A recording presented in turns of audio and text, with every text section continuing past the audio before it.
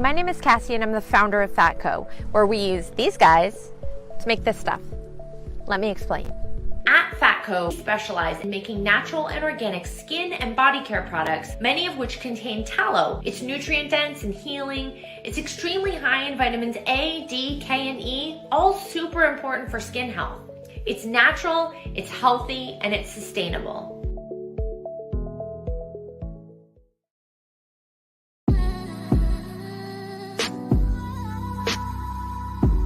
The fact that people are saying, oh yeah, when you're finals MVP, you are now the best player on the planet, to me, that makes no sense whatsoever. My opinion, Patrick Williams had a phenomenal rookie season. I feel like on the defensive end, he played well. He guarded the team's best players.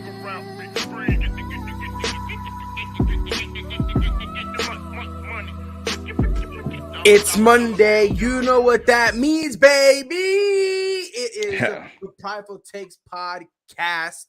It's mainstream Monday, where we talk about all the big news in terms of the average, casual, everyday fan sports. Mike, how you feeling today, my dude? I'm feeling great, man. Can't complain. Another weekend of some good sports action. So, yeah, man, I'm excited. I'm glad you're excited, homeboy.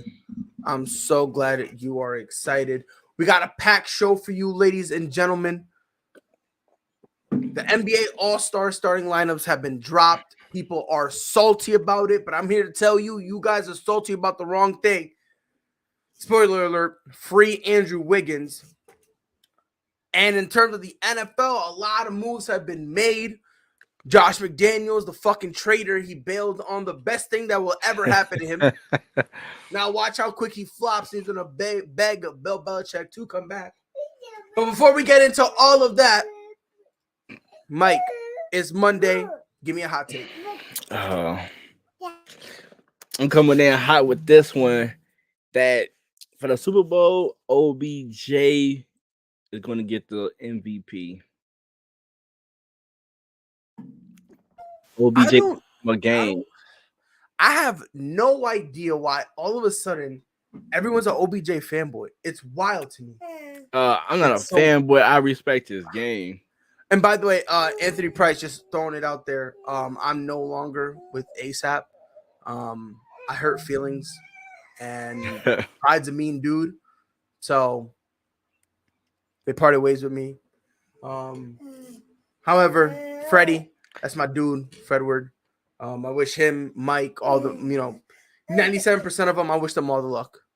All the best. And just whatnot. that 3%. That it's the 3% that just want to make themselves victims.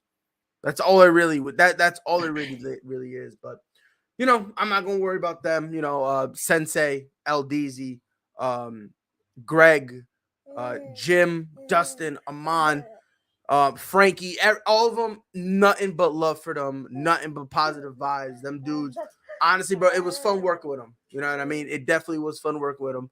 It's a shame that a minority had a kind of like a minority of the percentage was very mad at me and just did not like me. It is what it is, but I ain't got a single bad word to say about any of those dudes that I named. I ain't got a single bad word to say about them. And I'm not going to make no reason to say anything bad about them. You know what I mean? Maybe one day, Freddie will say, hey, Pride, you want to come back? And we'll cross that bridge when we get there. But yeah, in terms of that, I'm no longer with them.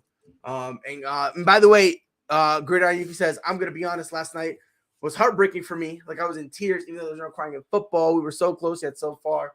And we lost. I'm glad we made it this far. Listen, as a Niners fan, you should not be mad at your team. Mm-mm.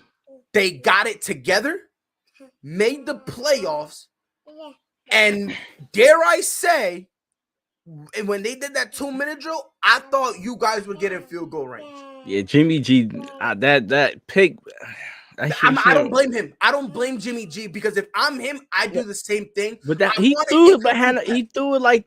He did that what 2 times earlier in the game, and he managed to get it out of bounds. But that was crucial. This is a crucial moment. You don't do nothing like that. And listen, man, nah, bro, I can't, because and the only reason I'm saying I'm not mad at Jimmy G for doing that. not only did he do it before in the game, where they were, their field positioning, you cannot afford a sack. You cannot afford a sack. But this moment, you can't afford to do nothing like that to get a pick. It's third down. Like you had two more. I understand that, but where he was, he gets sacked. That's like what, 4th and 15 maybe. Man, you got Debo. Whatever you try to get him open. I don't know, man. I don't know. I'm not mad. I'm not mad. I'm not mad at Jimmy G. But the crazy thing, the Niners, they gained a fan. My girlfriend decided she wanted to choose the Niner as her team, which I don't know why. I saw she was getting into football. Yeah, she seen this one TikTok who talk about 49ers. She was like, oh, that's my team. So she like, well, who you rooting for this game? I'm like, I'm going with the Rams. I'm going with the Niners. That's my new team. So all right. She's like, you want to make a bet? I'm cool. So she bet if the Niners would have won, I would have made dinner Tuesday night. But since the Rams won, I get a whole Tuesday night in the man cave. Can't be bothered. Oh, you got a whole Tuesday night? Yes. When is it? Tomorrow? Tomorrow. Golly. What a good job. What a guy. Hopefully I get her to come to the Bears, but right now she a quote-unquote Niners fan. So let me get my hot take out the way because I've been thinking about this for a while. And Mike, you're going to get mad at me. But when I first say it, just take this walk with me, okay? You know how you always have those arguments? Prime LeBron beats prime MJ. Or who's better, prime Larry or prime Paul Pierce or whatever. Or prime Larry versus prime KD, right? There should never be a conversation about prime D Rose because prime D Rose beats nobody. And I'm going to explain why. It's not that he was a scrub. It's not that he's dog water. Capping right now. But hear me out. Hear me out. Because when I say it, you're going to agree with me. Watch. I probably doubt it. You see that jersey in the back? But again, I'm not saying Derrick Rose is a scrub. What I'm saying, Derrick Rose never had a prime. Ever. And you got to agree with me, Mike. He never had a prime. Because right when he was hitting that cusp, that prime, when he was hitting it, it was injury after injury after injury. And then the first 2 years back, he was scared to play because he's like, yo, every single time I played, I got injured and injured and injured and injured. And now we're kind of seeing D Rose as being like a guy off the bench. You know what I mean? Like, because I've seen a lot of people say, oh, yeah, prime D Rose does this. And I'm like, no, he doesn't. But it's just, I think Derrick Rose is probably the 5% in the history of the NBA. He's in that 5% that never really had to get a prime. I don't think he was never able to get it because of the fact that he kept getting injured right when his prime kind of should have been taken off. You know what I mean? Like, when he was starting to get hurt, you can argue that was the beginning of his prime. I don't even think he was in his prime when he first got hurt. I don't even think he was in his prime. Then after that, he came back, got hurt again, and it just kept going. And then after he left Chicago, he was, I don't want to say a shell of himself, but you can tell he was scared. He was scared to hoop because in his mind, he's like, yo, every time I came back, I would go left and my body would get mad at me that I didn't go right. And then all of a sudden it's another injury and it's another injury and it's another injury. So I don't, Mike, again, after hearing me out, you have to agree with me. So basically your hot take is that Derrick Rose was the never had a prime. That never had a prime. He never had a prime. And again, it's not because, and let me just clarify, it's not because he's a scrub. It's just because the injuries robbed him. Okay. The injuries had robbed him of being able to have a prime. So I'm gonna go ahead as a diehard Bulls fan. I'm gonna go ahead. I'm gonna agree with you. I thought you were gonna say some bullshit like comparing him to somebody else, which do made up. You did make an honest point. To me, his prime was the MVP that 1 year. We never got a chance to see anything else other than that 1 year his MVP season. That's where all the injuries came. So you can't really say he really had a prime because a prime is like maybe a good 5 to 7 years you can say Around there. Yup, around there. So he never really got a chance to give us a good 5 to 7 years of high basketball because, like you say, he was robbed of injuries. So yeah, you do make it a good point. As a diehard Bulls fan who's seen that and watched You all see, this, I was about to say, you seen so and experienced it. yeah. So that's why I was telling you, Mike, hear me out, take this ride with me, because I'm like, because the only people who don't agree with what I'm saying are people who aren't Bulls fans, like the outsiders who only like D Rose because it's trendy. It's like, nah, bro, like he never had a prime because of the injuries, and it's okay to say that. When you say a guy never had a prime, people always say, "Oh, you're trying to say he sucks," and it's like, nah. With D Rose, when he should have had his prime, a high level playing at high level basketball year now. He only had exactly, like, not only was that robbed of him, but then it took him a few years to even get it back. comfortable. You know what I mean? So I just wanted to make sure I threw that out because you had me riding with you with the door open because I was gonna hop out the motherfucking truck, but I closed it when you kept going. So I closed. I'm glad. Bro. I'm glad for the first time ever you took the ride with me. Yeah. And I keep saying, take the ride with me, and I promise I will make some sense. But you gotta take the ride with me. You gotta take the ride with me. But moving on, this weekend was buck wild. Overtime came back to haunt the Chiefs in a bad way, in a horrible way, a brutal way.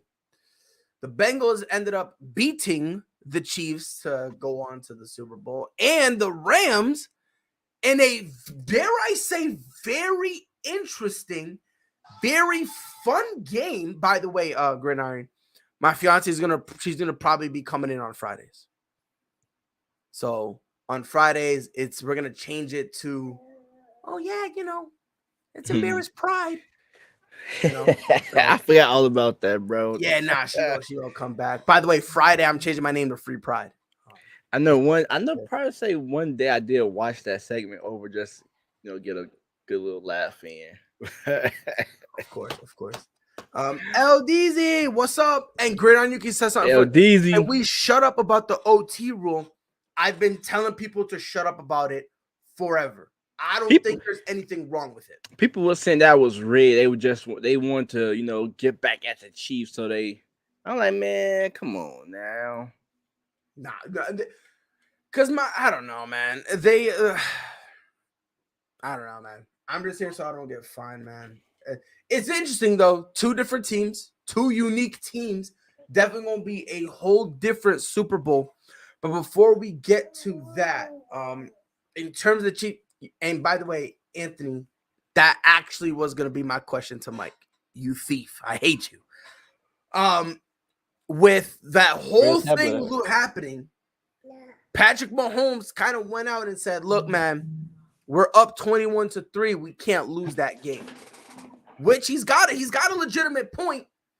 Who do you blame more? Patrick Mahomes, or do you blame the defense more for that loss? I blame the defense because they was up 21-3. Like they scored 18 points. So they want to say 0? Hold on, me. No, 18-3. No, that was 14-3. So I'm looking at overtime. 14-3 in the second half.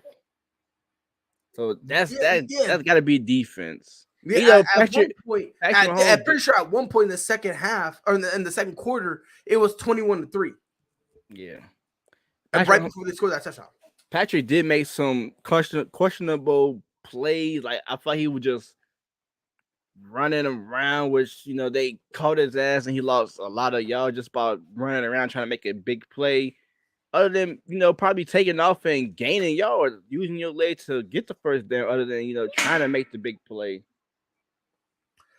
which end up resulted into a sack. Yeah, it was a lot that kind of made me question what he was thinking. Get your tablet. Bring it here. I don't. A lot of the play calls the Chiefs did was some of the weirdest, most reaching. I'm just gonna say it. This was by far the dumbest called game I think I've seen. You said what? On the Chiefs? Yes, Chiefs offensively. Like, this was by far, I think you can make an argument, one of, if not the worst offensively called game that the Chiefs have had in a long, long time. Because even when they were losing earlier this year, they were still putting up points. I just, watching the game, and again, Mike, I obviously, if I'm out of pocket, let me know. But what are you doing? What are you doing? There was a couple plays I saw them, which blew my mind. They did a trio bunch. They lined up Kelsey, Tyreek Hill, and they had what's homeboy's name? Not Hardman. The other one, the he's a youngster. He was Pringle. Yeah. They would have them lined up, and then they had McCall Hardman on ISO, and then they would target McCall. I just did not understand what was going on. I'm looking at them, and I'm like, they're close. They're like, there were a couple times that they're like, what, within 5 yards of the touchdown, and they're throwing the ball still. I'm like, what are you doing? Yeah. I'm like, are you dumb? Like, you got some capable running backs that can use, especially Clyde Edwards-Helaire. I'm like, you could have given, for some unknown reason, I swear to God, the Chiefs wanted to lose. Yeah. I swear to God. Because, like I said, I love Eric Bieniemy. This was the most questionable game he's had. By far. And I don't even think it's close. I think this is one of the most, if not the most questionable game he's ever coached. Because he basically did what Joe Judge does. Joe Judge, before he got fired. When you're supposed to be passive, you play aggressive. And when you're supposed to play aggressive, you play passive. Eric Bieniemy did the exact opposite every single time. I don't know why he did that. I don't know. Especially considering, and again, Anthony Price says it perfectly too. If you're in the red zone in the fourth quarter, why are you not running the ball? Yeah. And the Bengals were not stacking the box. Yeah, because 8 out of 10 times they probably wasn't expecting to run anyway. They probably were expecting you to continue to pass the ball. So that is the best time for you to sneak in. The Bengals were playing the pass 90% of the game. Yeah. I think there's probably 4 or 5 plays that they played for the run. Outside of that, they were playing for the pass, which gives you perfect. Even in the red zone, they're playing for the pass. They're doing coverage and only rushing 3, maybe 4 guys. What are you doing? Not trying to. They'll send that when they see Patrick Mahomes dancing with the football. Then they'll send that fourth guy. And it was always delayed. And this has been the antidote to stop Patrick Mahomes. Delay, blitz. And you put a guy that's just fast to rush him. You don't gotta sack him. You just gotta force him to get in an uncomfortable position where he has to throw the ball. You put him in that uncomfortable position, and now you kind of got something. You know what I mean? But like, well, you gotta go over there. You just unplug my headphones. Nah, you good, bro. But nah, I'm just saying, dog. Like, you can't sit there. And again, what really blows my mind, he said Pride's old ass. I don't care that you're 24. He read the offense shot.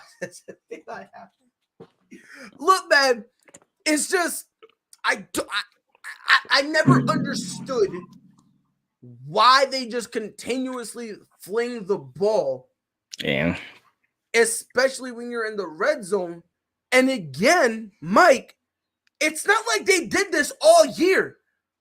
Yeah, they were more on the passing side, of course, but it's not like you're gonna sit there and pretend. No, go watch Toy Story. Sit there and pretend that the guy can't. You know what I mean? Like, it's just I don't know. And Madonna says Kai Edwards' later run game isn't scary since he has a fumble issue. McKinnon was there 65 yards. And listen, if you don't want to give it to Clyde Edwards-Helaire, fine, whatever. Jerick McKinnon had a great game, and that's another dude you can still hand the ball off to. So if you don't want to give it to Clyde Edwards-Helaire, fine, whatever. I'm not gonna argue. And they got a guy in Tyreek who can also run the football. Yeah, exactly. Tyreek can do it, and they use McCall Hardman a couple times to do that same thing. So I'm like, look again. Because I've seen people say, "Oh, we don't want." A lot of Chiefs fans said we don't want to run the ball with Clyde Edwards-Helaire. And my thing is, okay, fine, whatever. But don't make it seem like that their running game is just Clyde Edwards-Helaire or bust. Yeah, because it's not. They have other guys, especially like LD said, Jerick McKinnon, 12 carries, 65 yards, solid. Why not give him a couple more? If you give him a couple more in the red zone, maybe it's a touchdown. And it's crazy. Patrick Mahomes did all that dancing to not even pick up no. Wait, no, he only had 19 yards. But you got to remember, Patrick Mahomes. This game they didn't really give him the opportunity to just run crazy. We need to be this Bengals defense did not give him the opportunity where he could just go buck wild. If I'm mistaken, I think he had one big run. Yeah, which I call it big, but only for 11 yards. Like 11? Yeah, it was like 11, right? It was. So he had a total of 19 yards. That's 11. 19 minus 11. What is that? What are we looking at? 8 yards? So now that's 2 carries for 8 yards, about 4 apiece. I mean, they figured out how to keep him in lock, man. So I don't know, man. It's just the Chiefs just played very, very weird, which gave the Bengals every opportunity to win and to make sure that they could keep that they can get out with the win. They did. Thanks. Congrats to them. Again, it's something completely new. Did not see that coming. New, which I like. Because don't get it twisted, I like that. But moving on to the next game, the San Francisco 49ers had a very, very entertaining game. It's a game I actually kind of like. They tried. They did everything they could. But at the end, Jimmy Garoppolo was almost sacked. Tried to throw the ball. He tried to throw it away so that way he wouldn't, he wouldn't take the sack. Ended up being an interception, which it is what it is. I don't. It is what it is. Traven Howard pulled it down. And they were able. Cooper Kupp and OBJ had a game, so shout out to those two. They torched. They did because Cooper Kupp 11 receptions, $142. OBJ 9 for $113. Let me just say this one thing real quick, Mike, and then I'm gonna let you. For all the people saying, "Oh, OBJ wasn't the problem," OBJ wasn't the problem. For all the people who are looking at this game and saying this shows he wasn't the problem, I mean this with literally the most possible disrespect one can muster up. You, excuse my French, are a fucking moron and you don't know football. Period. Because everyone's trying to make OBJ be like a martyr, pour him in Cleveland. It wasn't no one's fault. It was just a horrible fit. Yeah. It was a horrible fit. Yeah. That's I mean, he also got a better quarterback. And a lot of attention is not really on him. The attention is on Cup. So the Cup getting all the attention, which leave OBJ more open. When he was in Cleveland, he got most of the attention. So I feel like now he's the number 2. Back then you could probably argue he's the number 1, but I feel like right now he's the number 2, which is not bad.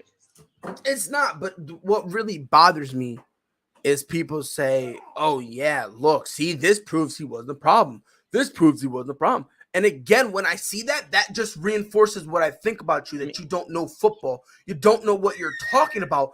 Because if anybody legitimately believed Baker was going to work in Cleveland, again, all due disrespect intended, you're a fucking idiot, and you should never turn on football. You should be one of the people who boycott football.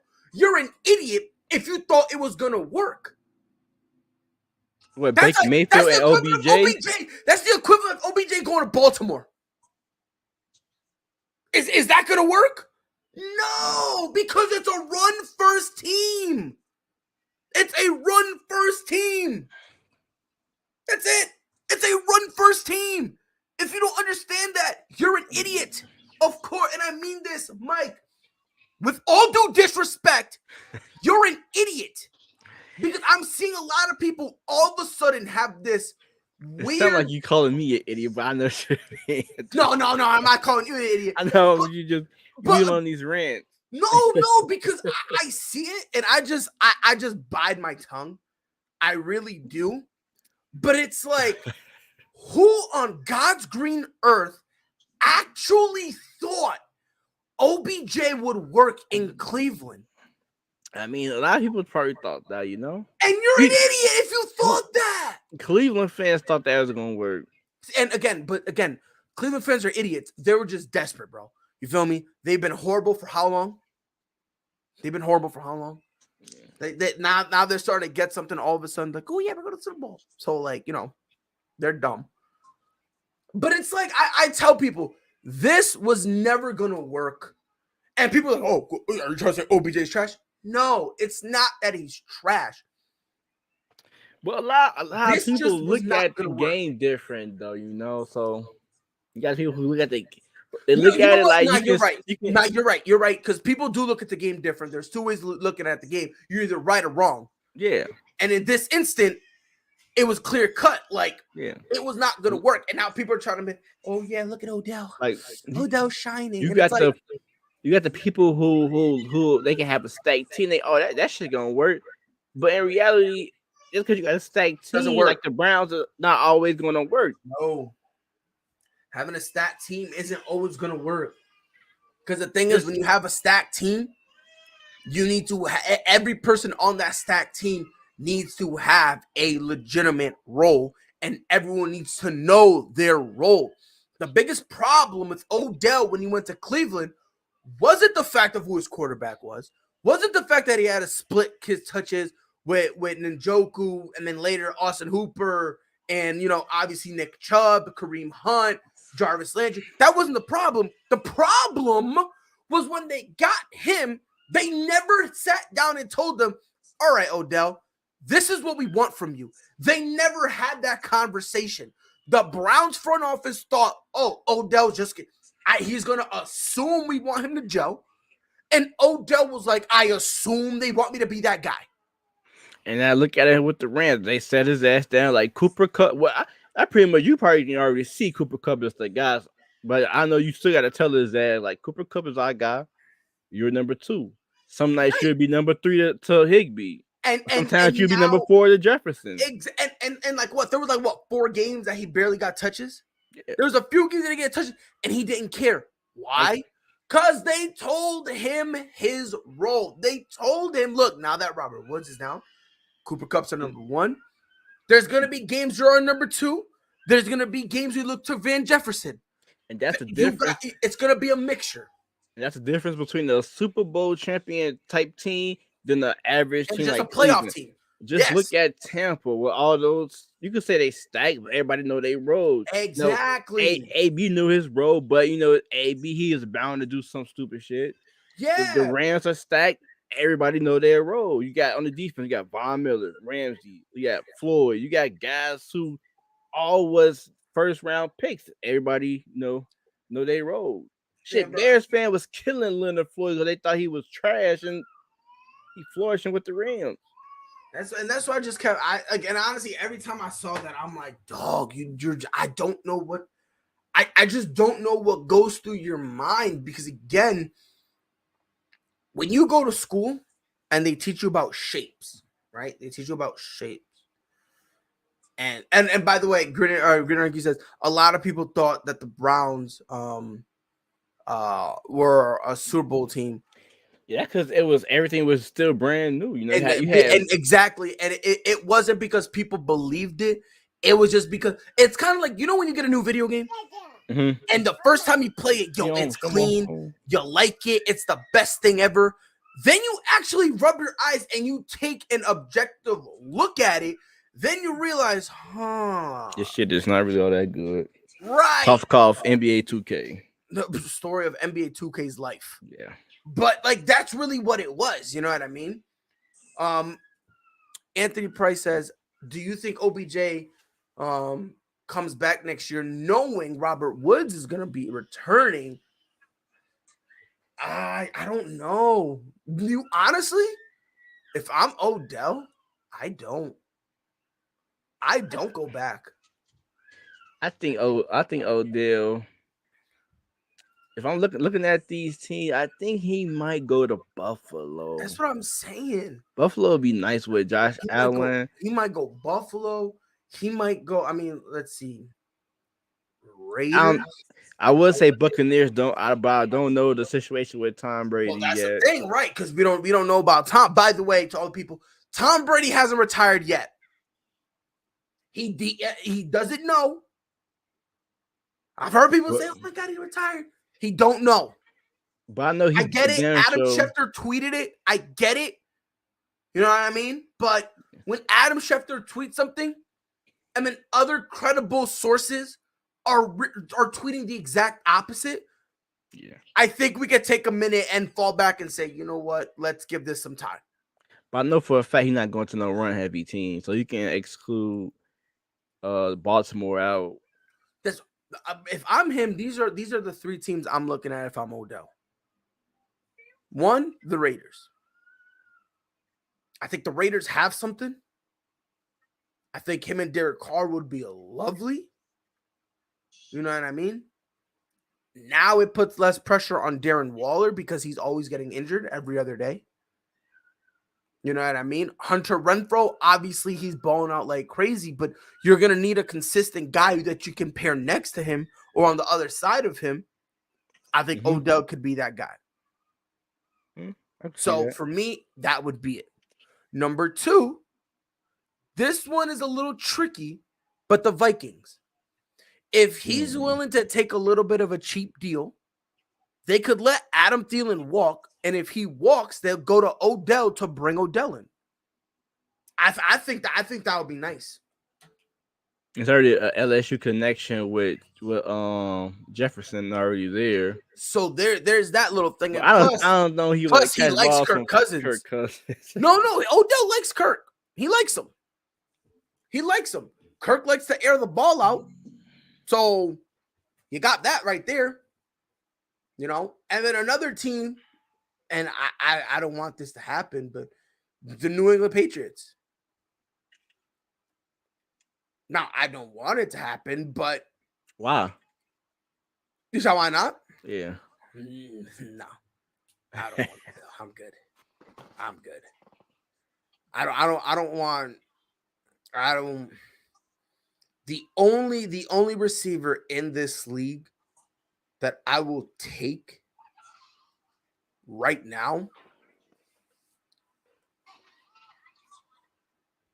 will be like a Justin Jefferson, a Jamar Chase, a young stud. That I don't want no old dude. I don't want a guy like Odell because the problem with you. that is by the time Mac Jones fully matures, Odell's not gonna be, you know what I mean? He's gonna be Mr. Odell. You feel me? Like, so that's kind of why and again, as a Patriots fan, we do need a number one, but I don't want to go and get a guy like an Odell, a Devontae Adams, a D-Hop, a George Kittle.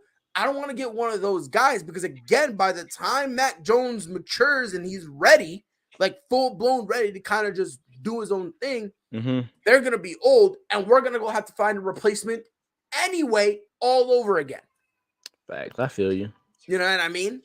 So that's kind of why for me, I'm kind of chilling a little bit on that whole Odell thing. But again, it's not even just Odell. It's like most of the receivers. Yeah. It's most of these receivers. You know what I mean? Like I want a youngster. You know what I mean? I want a youngster so that way, you know, they can both hit their stride and hit together their peak at the same time. Yeah. That's how I would look at it. Anthony Price says Tom Brady's wife is going to make him retire. I wouldn't be surprised. 100%, I wouldn't be surprised. Gridiron Yuki says Kendrick is our number one. Osborne. I mean, you know, he stepped up. He has stepped up. By the way, Gridiron Yuki, when it comes to this, we will talk about this and the next topic. We will get there, I promise. But Jesus, we took like eight detours. Going back to the Rams and Niners. Look, Debo receiving 4 receptions, 72 yards, 7 carries for 26 yards. He also had a touchdown. I felt bad for him. And honestly, I kind of felt bad for Jimmy Garoppolo too. I really, and I think before that interception, he was playing good. He was playing well. He was playing well. You know, there were a couple questionable throws here and there, but I don't think he was doing anything wild. By the way, Gridiron Yuki says we played kind of dirty. 110%. 110%. I didn't want to be that guy, but yeah, 100%. But then again, that's kind of like the 49ers brand of basketball of football this year. You know what I mean? Yeah. Kind of like gritty. That real gritty, borderline dirty. Like that's kind of been especially on the defensive side of the ball. That's kind of been their defense. You know what I mean? Like that's kind of been our calling card. You know what I mean? So that's why I kind of really wasn't when I saw some of those shots. I kind of really wasn't shocked. You know what I mean? By the way, says Granuki says Debo is playing with his heart, and Anthony Price says Debo is going to get paid. I think Debo is going to be the highest paid player in NFL history because of you got to remember Cordell Patterson. You know, people liked him because you can put him anywhere. Now imagine a guy who can do the same thing and is literally light years better than Cordell Patterson. You don't have to imagine it because that's Debo. It's Debo. Like, you could line him up like come on, bro. Like, I think Debo gonna get paid. I really think he gonna get big time paid. Well, I think he'll get paid, but I don't think the highest in the league. Not just off. Not trying to say this probably was his best, statistic year. I think they might pay him probably next year. They might want to see one more year out of him, and then they probably pay him. I don't think they're gonna pay him this off season. Don't think so? No. But if they do, I don't think he'll be the highest paid. I think it's still gonna be Adam. Somebody gonna throw Adam a bag. Debo's 25. How old is Odell? Odell's 29, I believe. He's 29? 29. No, I'm kind of thinking, do I want if Debo does it, if Debo goes to free agency, do I want it? He in his 3rd year. He's in his third year, but he's 25.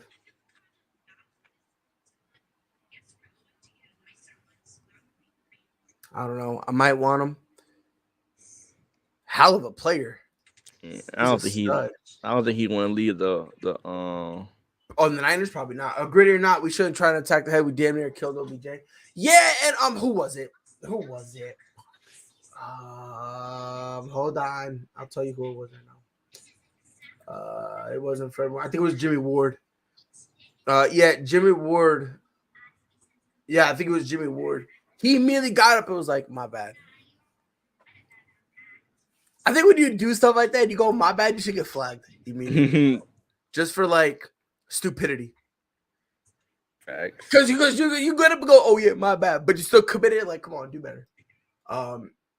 Since Josh McDaniels, we're gonna cross that bridge when we get there. We might as well just head into it right now. Everybody fine. We'll get into it because everybody wants to bash my boy Michael McCorkle Jones.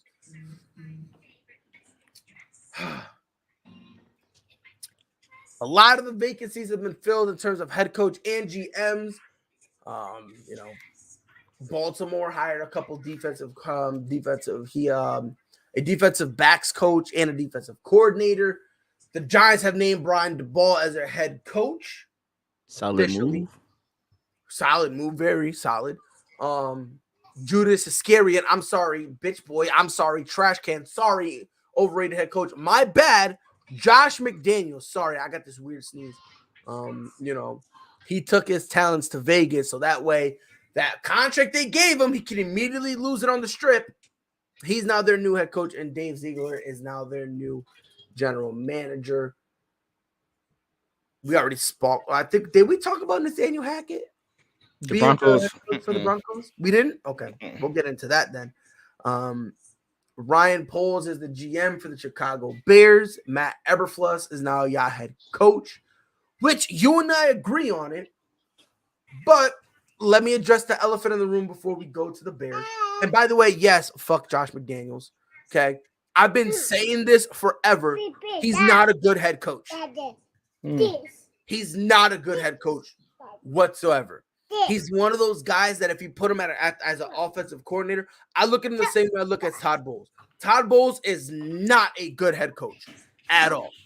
Defensive coordinator, he got it. That's his role. That's his position, and he's great at it. I look at Josh McDaniels the same way. The same exact way. Now watch. I'm gonna say this right now. When they don't make the playoffs, when the Raiders don't make the playoffs this year,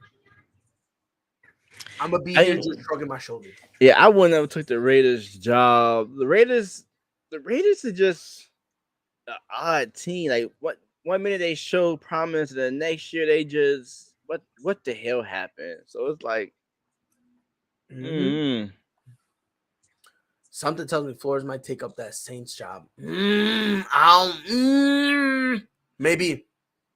But maybe. Especially he coming in with a lot of pressure coming off a playoff berth with the Raiders. So if they take a step back, I don't know. He's not. He's not head coach material. I've been saying this forever, and people get mad at me all the time when I say it. They think just because I'm a Patriots fan. And Tebow. That was his quarterback when he was a head coach. And I'm just saying now he got Derek Carr, so let's see what he can do with Derek Carr. As the head coach, a fullback.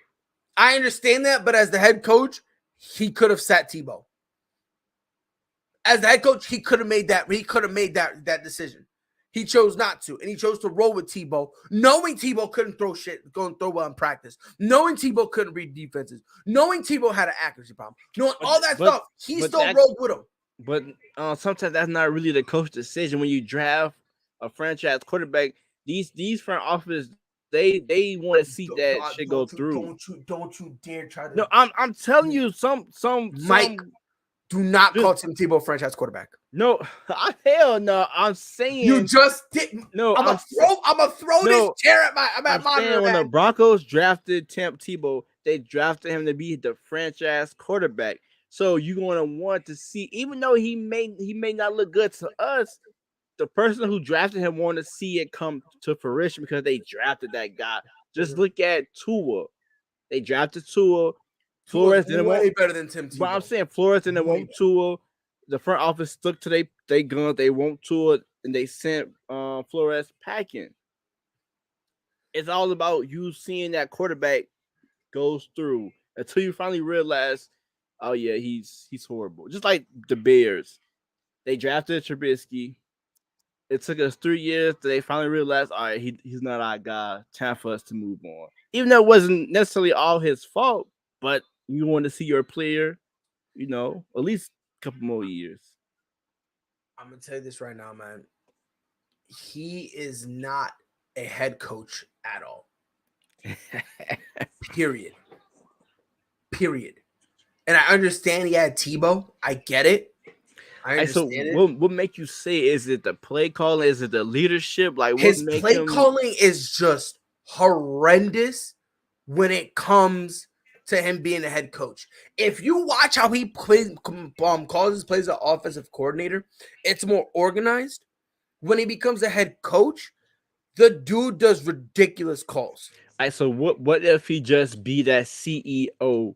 Just you just look over everything. You get you an OC and you get you a DC. You just be the CEO and rally the team. But the problem is, I don't think he does that. And the only reason I say that is because think about it. The best position, he had the best chance to do that in New England, which again, I was opposed to them trying to make him the head coach.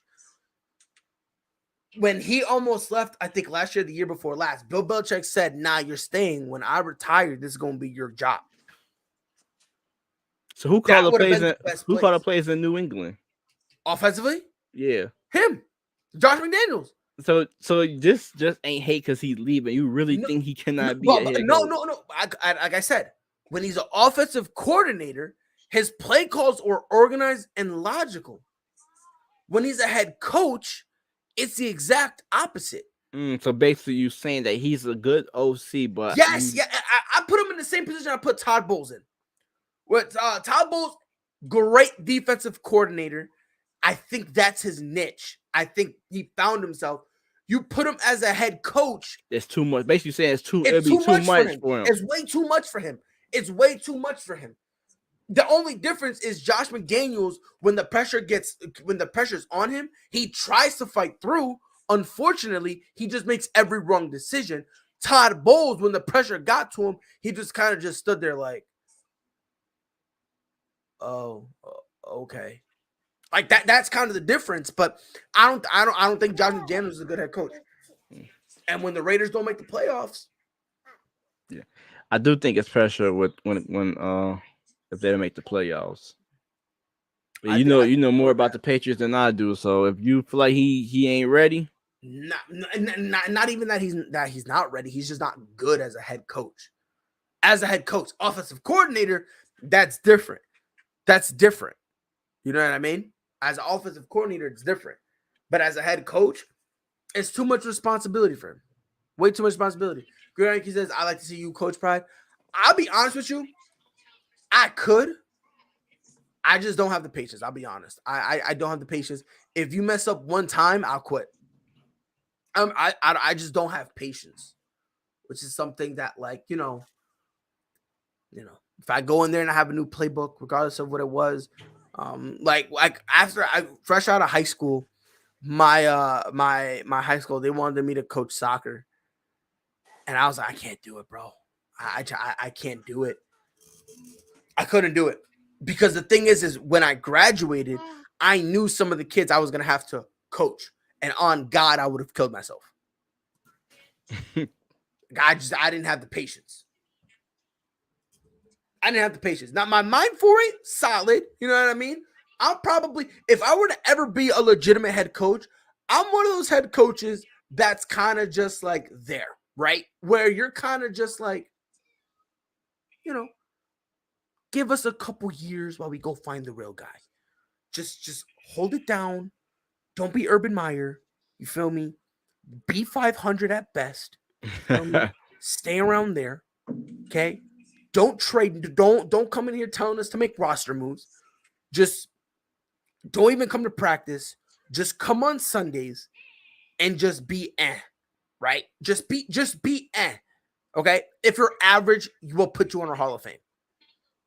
That would be me. I'm just the guy that I'm a stopgap. I'm like the Teddy Bridgewater of like head coaches, where I'm just there to just hold it down, That's it. You know what I mean? Yeah. And then after like a year or two, you found your guy. All right, I'll part ways amicably. That's just me. That's just me. I know a lot of people say that they'll be phenomenal head coaches, and they'll be nope. I would be solid. I would be at best. You feel me? But I will also be honest. I'm not calling every goddamn play. That's why I got a fucking offensive and defensive coordinator. You feel me? That's why I got them, right?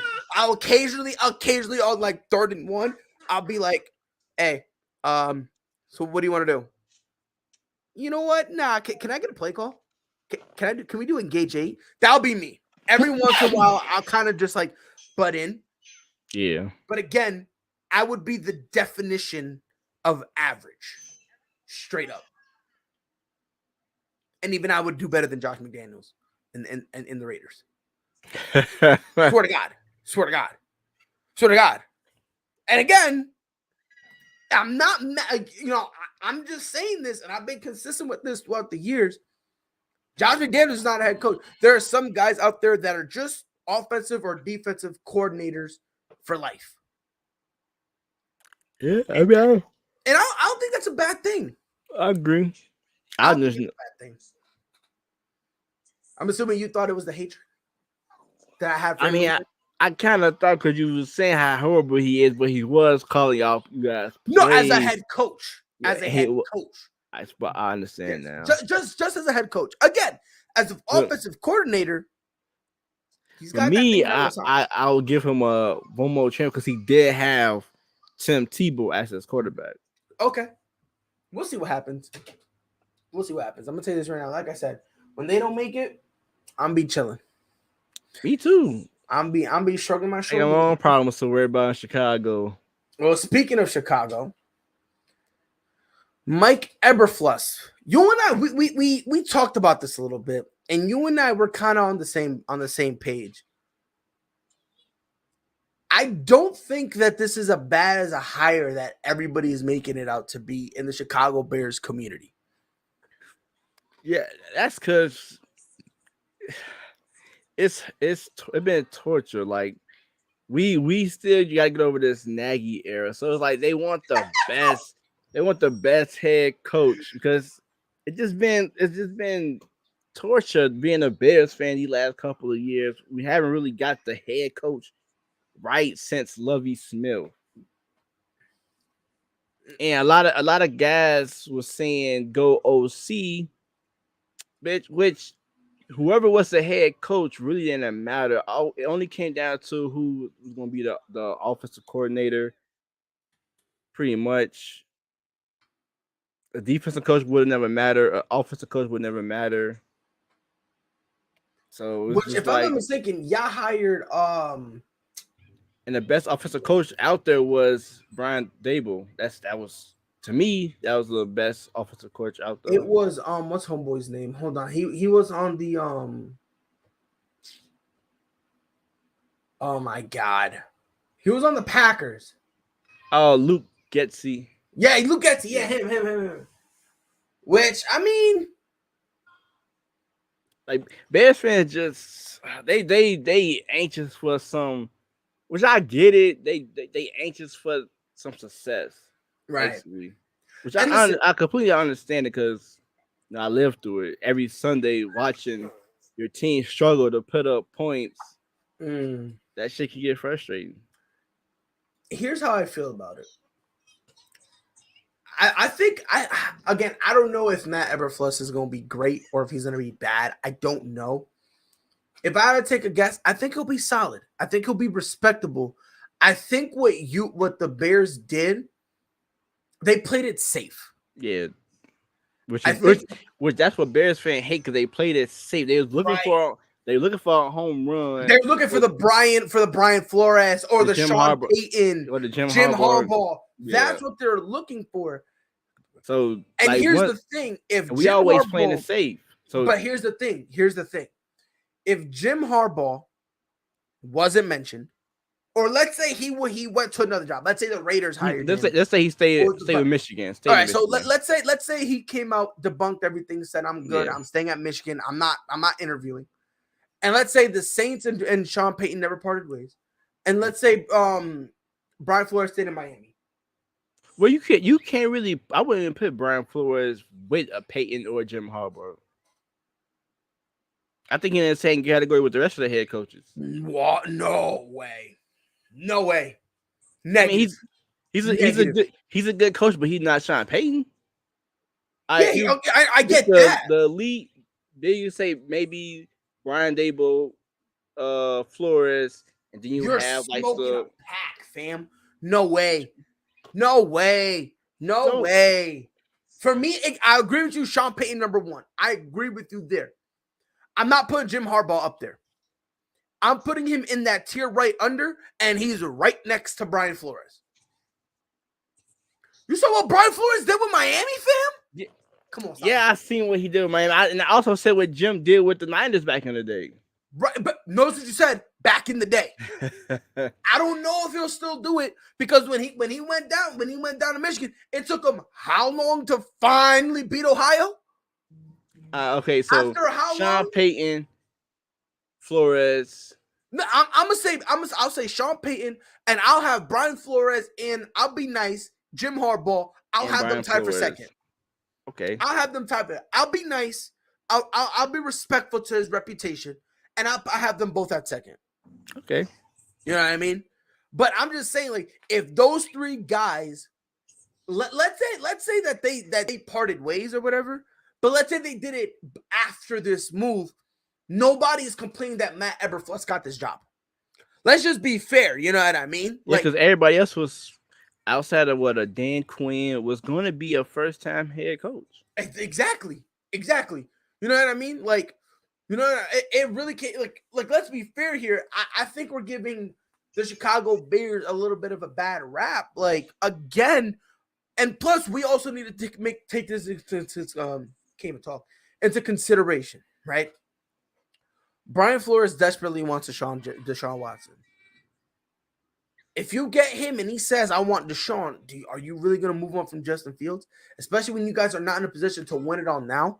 No. So that's probably going to eliminate him out, right? That's going to probably kick out Brian Flores. And then Sean Payton, let's be fair here. When's the last time he really developed a quarterback?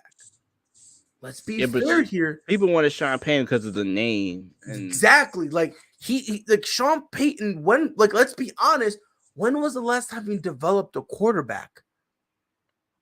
Yeah. And by the way, if you say Drew Brees, congratulations, you're a child. Literally, because Drew Brees was drafted by the Chargers, and they made Drew Brees who he was. I've heard people say Sean Payton made him. Swear to God, I've heard that before. Swear to God. So, and that's why, like you said, Sean Payton was the name, and you take, and basically to me, I feel like Bears fans want somebody to take charge. They just want somebody to make what's the word I'm trying to say. Basically, they think Sean Payton, a guy like Sean Payton, could just control the room. Which I watched the press conference with Eberflus, and the way he was talking, he sounded like he could control the locker room. Yes. So it's like I wasn't too much sold because, like I said, I'm giving both of these guys a fresh canvas. I'm not gonna say it was a bad hire, and he even said it himself. They asked him, "Will you be calling plays?" He said, "No, I'm gonna be a head coach." Something Nagy couldn't get out his way to do. He couldn't just be a head coach. He wanted to be the OC and a head coach. And we already know Matt can put Eberflus got an amazing defense and a coach, so he stepping away from that. And it also helped. This is my last point. I'm gonna let you talk. No, go. And it also helped Justin Fields to have a DC as a head coach to let him know, hey, this is what they're gonna throw at you. This how you can prevent this from happening. Like I said, the only thing he got to do is get the OC right. That's it. That's really it, 100%. That's really it. And it's and the thing is let's also be fair here. Like you said, Eberflus saw every bad thing that would happen, and he took a step back and said, "You know what? I'm not making those same mistakes. I'm not going to be doing the same thing again." Like you said, he's taking that step back, and he's not going to be doing the calls. Gridiron Yuki mentioned something about the Steelers. Says they're looking for a GM. My last point about the Bears is, to me, this felt like a Golden State Warriors scenario where Mark Jackson go. They have Steph Curry, Draymond, all that, and they got all the pieces, and then they all Steve Kerr come in, and they all hit their stride. That's how I look. That's how I look at this situation right now. Let's see what happens. And by the way, so they're basically only looking at 2 people for their GM position, and they're both in house. It's Brendan Hunt, their pro scouting coordinator, and then Omar Khan, who is the vice president of football and business administration. Both of them already got interviewed. Both interviews already been completed. So it's just really more along the lines of who they're really going to hire. But the Steelers are trying to hire somebody in-house. And we were looking at Omar Khan to take over for Ted Phillips. Yes. But Omar Khan, he kind of, I mean, he turned it down because he felt like he had it was weird because he took the interview, but then he also during the interview was like, "I'm set." So it's like, why take the interview? Like that makes no sense whatsoever. But to each their own. One more team I kind of want to get into a little bit before we move on. The Denver Broncos. They hired Nathaniel Hackett as their head coach. A lot of people were like confused, like, what? Why would you do that? For A-Rob. Which is literally what I was going to say. Maybe it's just me. I don't think this is that bad of a pickup because you need to remember something. When Nathaniel Hackett, during his tenure in Green Bay, he always let Aaron Rodgers do whatever Aaron Rodgers wanted to do. If Aaron Rodgers leaves the Packers, he's going to want to go to a place where he has A, talent, and B, where he can have control. But the Broncos always getting the retread quarterback, so they right. So that's what I'm saying, dog. Like, this is gonna be a perfect thing where Aaron Rodgers can just slide in and it checks off 2 of the boxes. 2 of the boxes. Let me ask you this though: who will run that division? Because it's a lot of good quarterbacks in that division. If you go to the Broncos. And it's not going to be easy getting through the AFC. It won't be easy, no. But I mean, let's also be fair. It's not like the Broncos are devoid of talent now. Yeah, I'm not saying they not. I'm just saying you got these young boys. It's the Chargers, Broncos, Chiefs. I think the Raiders are in there too, right? Yeah, the Raiders. So. Again, also gotta look at Buffalo, Bengals coming. Yeah, Patriots. well, again, if he wants an easy road, congratulations. This is the easiest road you've had in how long, and you still lost. So at this point, you shouldn't be complaining about difficulty because you literally just got the easiest test and you couldn't even spell your own name right. So you shouldn't be complaining anything about how hard it is. If I'm Aaron Rodgers, I don't complain about it. He did have the easiest road. That's mad easy. Yeah. Mad easy. Cakewalk. He had it mad easy, and he couldn't handle it. He couldn't handle it. Thanks. So that's what I'm saying. At this point, like, you can't sit there and keep saying it because how many times has he had an easy road, and how many times did he just go? And they beat us up so many times, and we both only got 1 Super Bowl appearance apiece in the last 20 years. And they had Brett Favre and Aaron Rodgers. We had Rex Grossman, Jay Cutler, Trubisky, Chad Haney, Nick Foles. Come on. Imagine. Like, straight up. Imagine all that. Imagine. But I think Nathaniel Hackett I just think that's just them trying to, get Aaron Rodgers to swing on by, which I think that's what it. Which honestly, I don't mind. I get it. You know what I mean? Especially if you got a head coach who allow you to do anything you want. They need to do everything in their power to. Exactly, because that was the ultimate comfort thing for Aaron Rodgers. You go to a place that has talent, offensively and defensively, and now you have a head coach that lets you do whatever you want. I think that's a match made in heaven. So, like a lot of people are like, "Oh, why didn't Daniel Hackett get hired?" And I'm like, to me, I look at it as a chess move. Yeah, 100%. I look at it as a chess move, and they just solely did it just to try to get Aaron Rodgers. We will see. What you think about very or not? But go ahead. What do you think about the Brian Daboll to the Giants? Before we get into the next topic. I liked it. It made sense. This what I'm about to say might be controversial, but Daniel Jones does have a lot of the tendencies that Josh Allen has. Yeah. He really does. And it's just he's not refined, he's not polished. Brian Daboll had at least 90% to do with the quarterback Josh Allen is today. If they want to keep Daniel Jones, I think this is the perfect guy to do it. Yeah. I think this is the perfect guy. I think this is a guy who came from a respectable organization. A guy who proved, hey, I know what I'm doing. I've earned this opportunity. He got the opportunity. Let's see what we can do with it. I have absolutely no problem whatsoever with that hire. I just hope he doesn't mess it up. Yeah. That's really it. Last thing. You think he needs smoke with the whole Jim coming to the NFL? It better tussle with him with the Vikings. No. I don't think so. I say this. I said this. His future at Michigan State will all boil down to that night when he played Ohio State.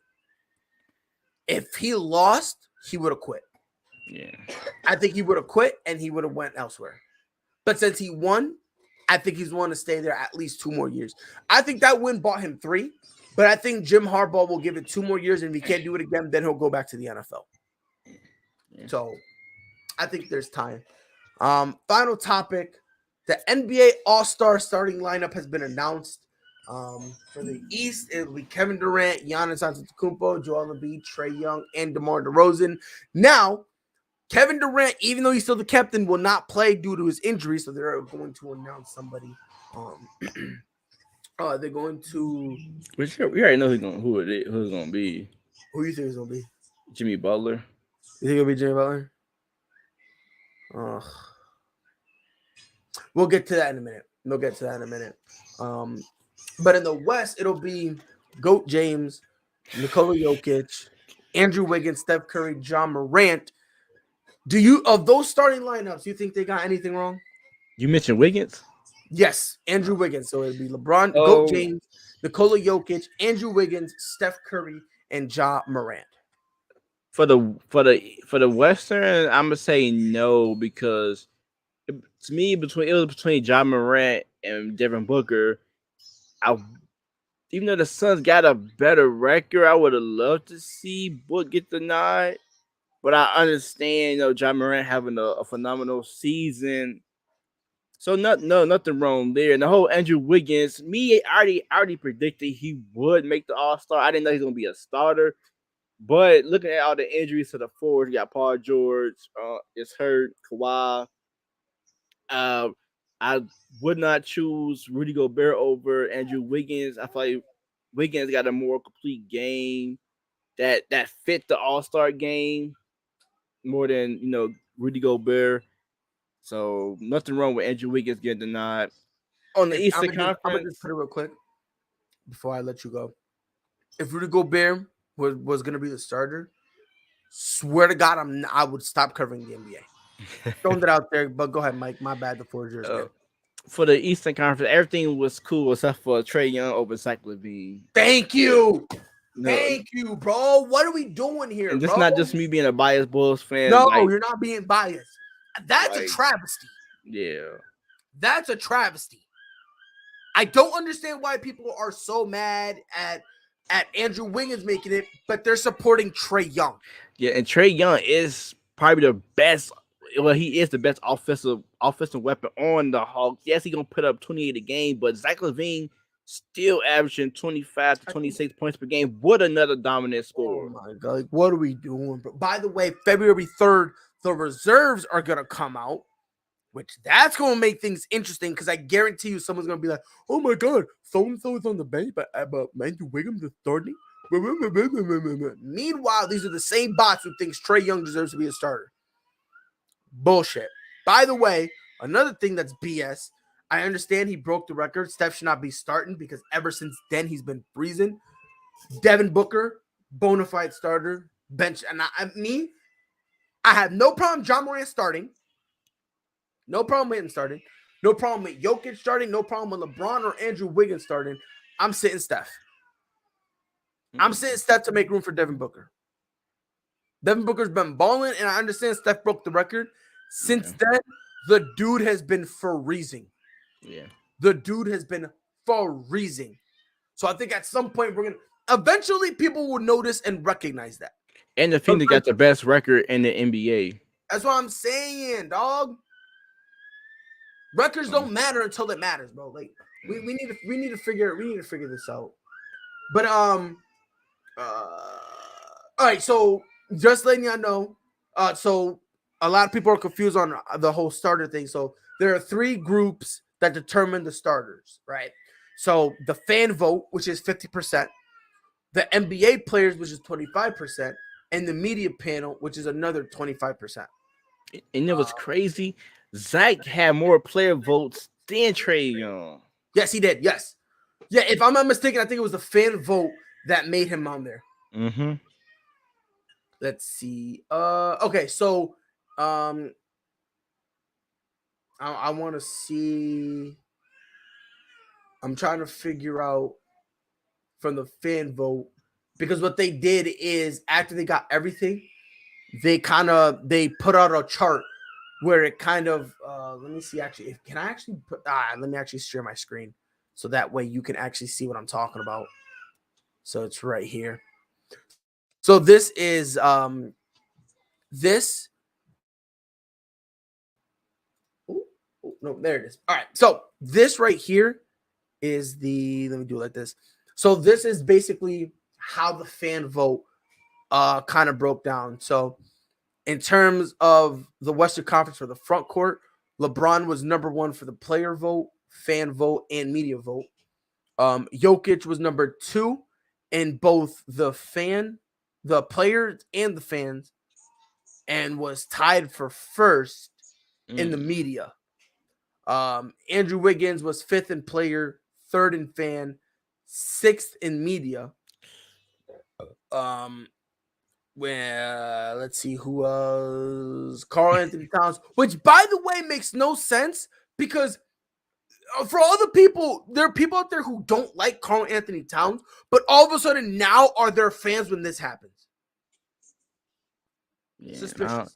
I don't see how Cat is 7 and Gobert is 4. Like, don't get me wrong.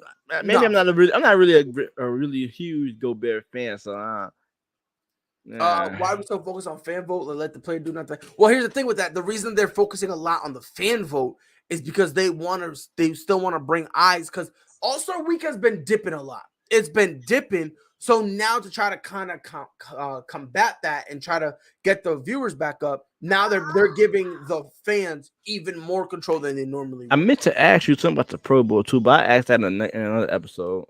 I want to get your thoughts on that. We'll do that next week. Yeah, because I think the Pro Bowl. Yeah, we'll do that. We'll do that next Monday. I feel like these events is starting to water down. No, they're whack. They're whack. Yeah. Let's just be real. They're whack. They're whack. But here for the Eastern Conference, front court, KD, ones all around. So there were 3 guys in the media rank that was tied for first: KD, Giannis, and Joel Embiid. So Trae Young was third in player rank. Zach LaVine was 2. In the fan, Trae Young was second. Zach LaVine was third. And in the media, Trae Young was second. Zach was third. Makes absolutely no sense whatsoever. The mere fact that somehow Kyrie made this list is just blasphemous. The mere fact that LaMelo somehow got more than Jaylen Brown. So that guard for the Eastern Conference a lot of people gonna be snug. I'm looking at LaMelo, but I don't even see Bradley Beal. If LaMelo makes it, bro, I'm not watching it. I'm not. I'm curious to see who you got as the reserve. You got a list next to you? Like who I would vote for? No, yeah. Who would you pick as the reserve?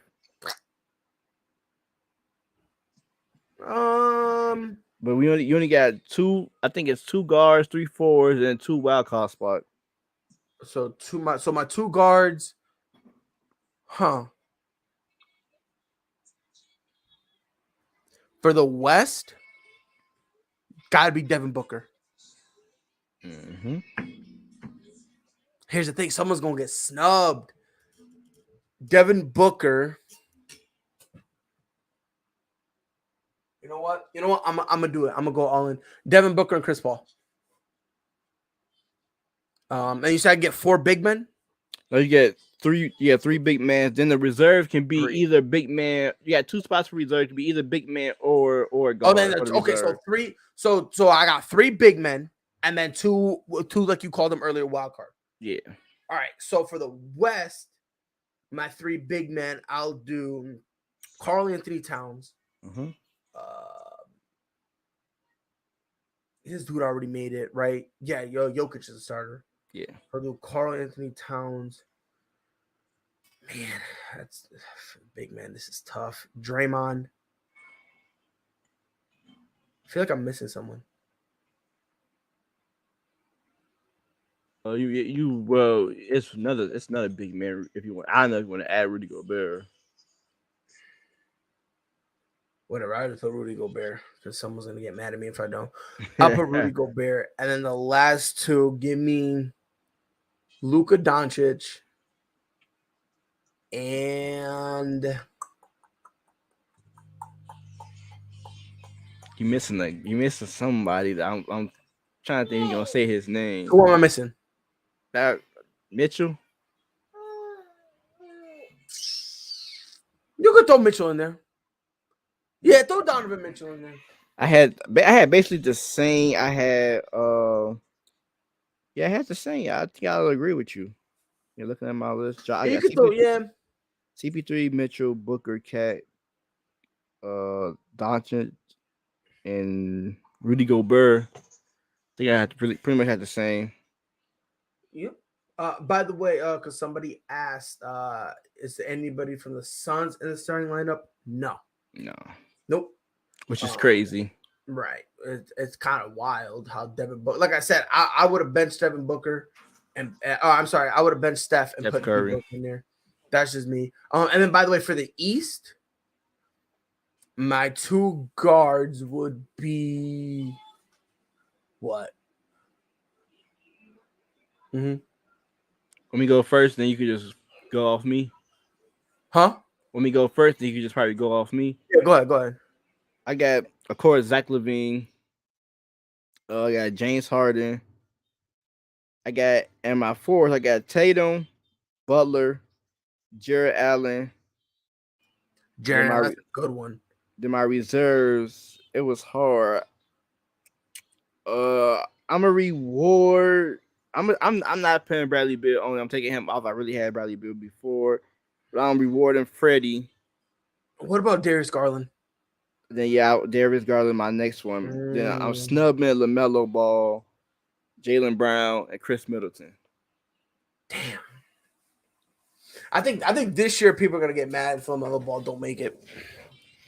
If he don't make it, he's gonna make it just because that fan vote is so big, and you know what I mean. It's like the coaches pick the reserves. Do they? Mm-hmm. Oh, thank God. But it's still a chance he might get just because I think they 7th in the conference. I think he might get it over Freddie. Which is fuck, because I think I'll take Fred VanVleet over him every day of the week.